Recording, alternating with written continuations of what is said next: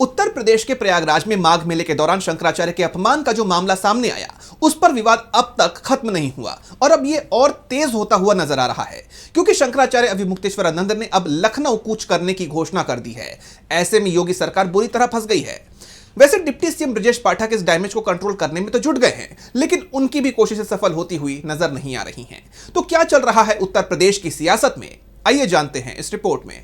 शंकराचार्य के अपमान को लेकर योगी सरकार बुरी तरह घिर गई है। शंकराचार्य अविमुक्तेश्वरानंद ने बीजेपी सरकार के खिलाफ लगातार मोर्चा खोला हुआ है और अब उन्होंने लखनऊ कूच का भी ऐलान कर दिया है।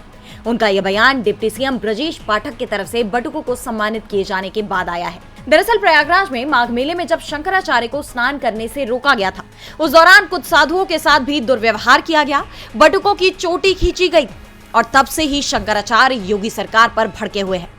इस पूरे घटनाक्रम के 1 महीने बाद भी जब विवाद नहीं थमा तो ब्रजेश पाठक इस तनाव को कम करने की कोशिश में जुट गए। 2 दिन पहले उन्होंने बटुकों की चोटी खींचने को महापाप बताया और अब उन्होंने अपने सरकारी आवास पर कुछ बटुक ब्राह्मणों को बुलाकर उनका स्वागत किया। लेकिन उनके इस कदम को राजनीतिक तौर पर डैमेज कंट्रोल की कोशिश के रूप में देखा जा रहा है, क्योंकि शंकराचार्य का अपमान और यूजीसी कानून पर विवाद के चलते यूपी में बीजेपी का ब्राह्मण वोट बैंक नाराज चल रहा है। ऐसे में अब भले ही डिप्टी सीएम ब्रजेश पाठक उन्हें मनाने की कोशिश में जुट गए हैं, लेकिन ऐसा करने में उन्हें कोई कामयाबी मिलती नहीं दिख रही। सपा विधायक रविदास मेहरोत्रा ने तो सरकार की देरी से जगी इस चेतना पर सवाल उठाते हुए ब्रजेश पाठक से इस्तीफे की ही मांग कर दी है। वहीं शंकराचार्य ने भी तीखी प्रतिक्रिया दी। उन्होंने कहा कि वो व्यक्ति 1 महीने तक चुप रहता है और अब ऐसे बोलता है जैसे हिचकी आ रही हो।